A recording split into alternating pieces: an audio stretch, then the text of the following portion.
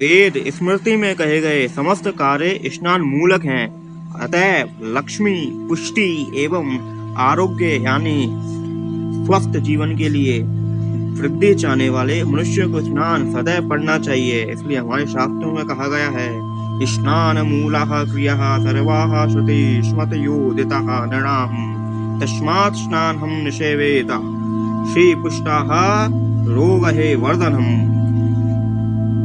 अर्थात स्नान मनुष्य के लिए बहुत ही इम्पोर्टेंट अर्थात महत्वपूर्ण बताया गया है। इसलिए आप केवल जो जल से स्नान होता है वही जानते होंगे, लेकिन हमारे हिंदू शास्त्रों में, हमारे सनातन धर्म में, हमारे वैदिक धर्म में स्नान के भी भेद बताए गए हैं। आइए मैं वही आपको बताता हूँ हमारे सनातन धर्म में किस प्रकार बताया गया है। जी हाँ, हमारे सनातन धर्म में स्नान के भी अलग अलग भेद बताए गए हैं, जो कि मैं आपको इस वीडियो में बताने वाला हूँ। तो ध्यान पूर्वक इस वीडियो को सुनिए, क्योंकि इसमें आपको स्नान के भेद पता चल रहे हैं, जो शायद ही आपको कभी बताया होगा किसी ने, या बताया भी होगा तो आप दोबारा सुन लीजिए, क्या दिक्कत है ना।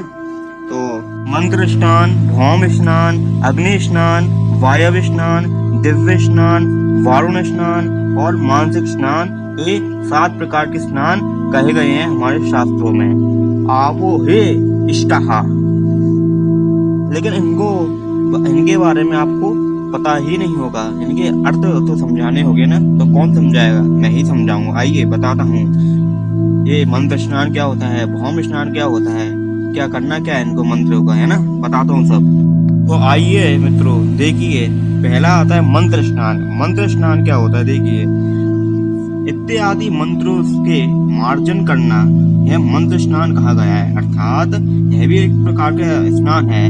जो भी व्यक्ति हर समय जप करता रहता है और मंत्र उच्चारण करता रहता है और मंत्रों के मार्जन से जो ऊर्जा बनती है वह भी किसी स्नान से कम नहीं है। भिगो जाता है उसमें इंसान, मतलब भीग जाता है, वो भी एक प्रकार का मंत्र स्नान है। ये भी हमारे शास्त्रों में उचित माना गया है।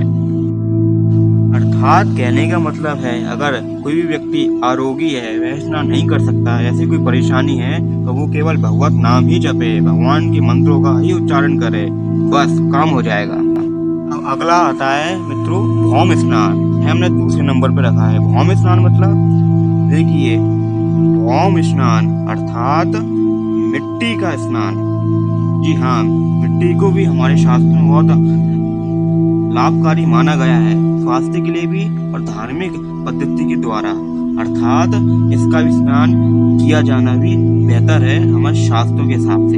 यह भौम स्नान कहा जाता है। जी हाँ, मिट्टी का लेपन लगाना या मिट्टी अपने शरीर पर लगाना है भौम स्नान कहा जाता है।